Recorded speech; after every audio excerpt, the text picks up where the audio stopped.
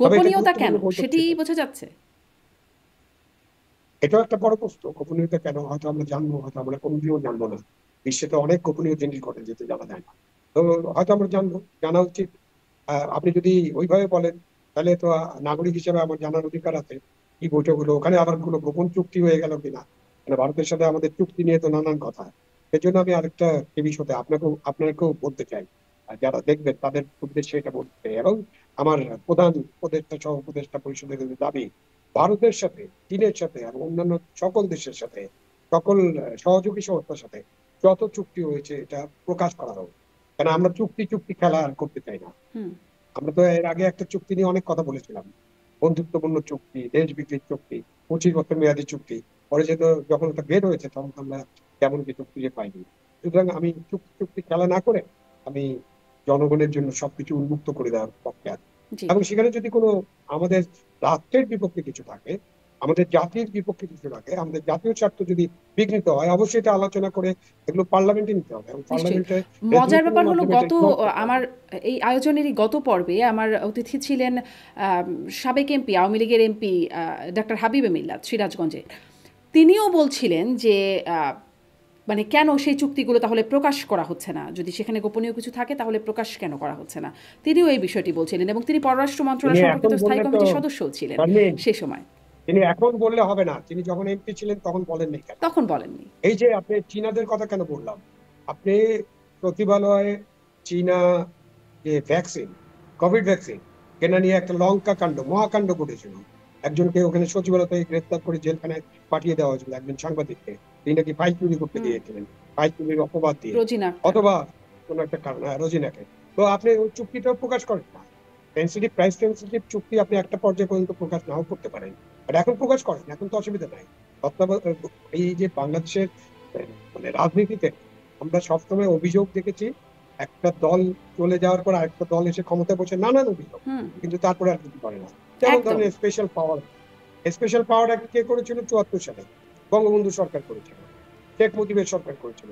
তারপরে আজকে 24 সালে যখন আপনার সাথে কথা বলছি, এখন স্পেশাল পাওয়ার অ্যাক্ট আছে, তাই না? আচ্ছা।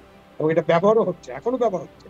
তো আপনি স্পেশাল পাওয়ার একটা জঙ্গলি আইন, আপনি এই বঙ্গবন্ধুকে হত্যা করার বা বঙ্গবন্ধু সরকার উৎখাত করার জন্য যে কয়টা কারণ ছিল তার মধ্যে এটা একটা অন্যতম কারণ।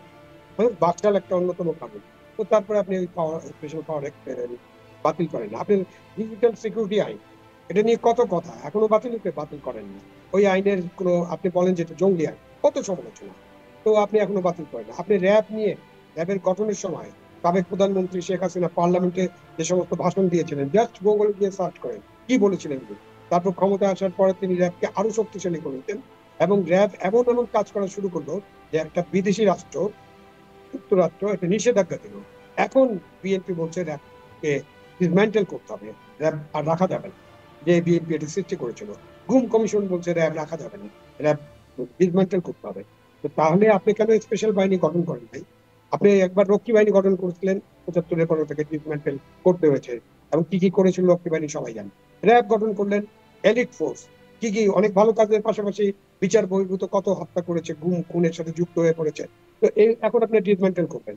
তাহলে এটাও একটা ঐক্যমত হওয়া উচিত যে আমরা ভবিষ্যতে আর কোনো বিশেষ বাহিনী তৈরি করব না, আচ্ছা, বিশেষ আমরা বাহিনী না হয় গণতান্ত্রিক বুঝলাম। কিন্তু প্রক্রিয়া। কিন্তু গুম কমিশনের প্রতিবেদনে আপনি বলছিলেন যে তারাও প্রস্তাব করেছে র‍্যাব বিলুপ্তির কথা, বিএনপি বলছে র‍্যাব বিলুপ্তির কথা। কিন্তু গুম কমিশনের প্রতিবেদন খুবই লোমহর্ষক প্রতিবেদন। সেখানে নির্যাতনের ভয়াবহ রকমের বর্ণনা আছে।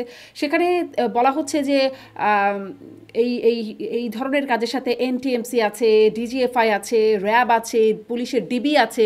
মানে অনেক বাহিনীই তো সম্পৃক্ত আছে। শুধু র‍্যাব বিলুপ্তি কেন? না, র্যাব একটা স্পেশাল বাহিনী, এবং ধরেন আপনি যদি বলেন যে এটাকে যদি 100% ধরে নিয়ে আমরা আলোচনা করি, তাহলে 100%-এর মধ্যে 70-80% দায় র্যাবকে দিতে হবে।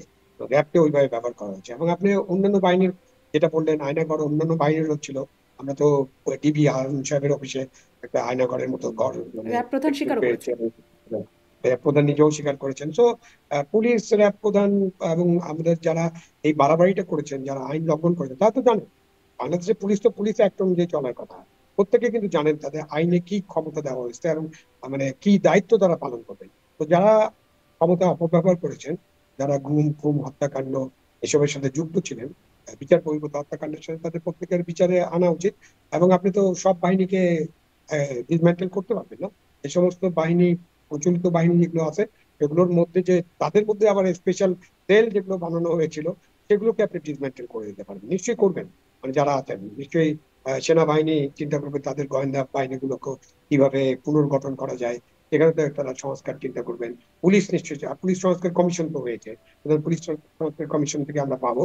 এবং পুলিশের যে প্রধান আছেন তিনি নিশ্চয়ই চিন্তা করবেন যে তার বাহিনীকে নিয়ে যে এত কথাবার্তা এইসব, কিভাবে তিনি তার ডিবি পরিচালনা করবেন, কিভাবে তিনি তার সিআইডি কে পরিচালনা করবেন। পুলিশের তো বেশ কয়েকটা উইং আছে, তো তাদের এই উইং গুলো তারা কিভাবে পরিচালনা করবেন, পিবিআই কে কিভাবে পরিচালনা করবেন, সুতরাং তারা এটা নিশ্চয়ই ঠিক করবেন। এবং তারপরে তো কমিশন আছে, জি। সেইভাবে আমাদের যারা প্রশাসন চালান, প্রশাসনের শীর্ষ কর্মকর্তারা, তারা ঠিক করবেন যে প্রশাসনের কর্মকর্তারা সব কি সব ধরনের এক্সেপ্ট করেছিল, কিভাবে দলবাজ হয়ে গেছিল, দলান্ধ হয়ে গেছিল, কিভাবে নির্বাচনকে নষ্ট করে ফেলেছে, এগুলো তারা চিন্তা করবেন। জুডিশিয়ারি নিশ্চয়ই চিন্তা করবে, চিফ জাস্টিস চিন্তা করবেন তার জুডিশিয়ারিকে কিভাবে নতুন করে পুনর্গঠন করা যায়। তো আমাদের অনেক জায়গায় পুনর্গঠনের বিষয় আছে, বাট 4 মাস 3-4 দিন বোধহয় হয়ে গেছে আজকে, মানে 1 সপ্তাহ পার হয়ে গেছে, 8 তারিখের পরে আপনার 10 দিন।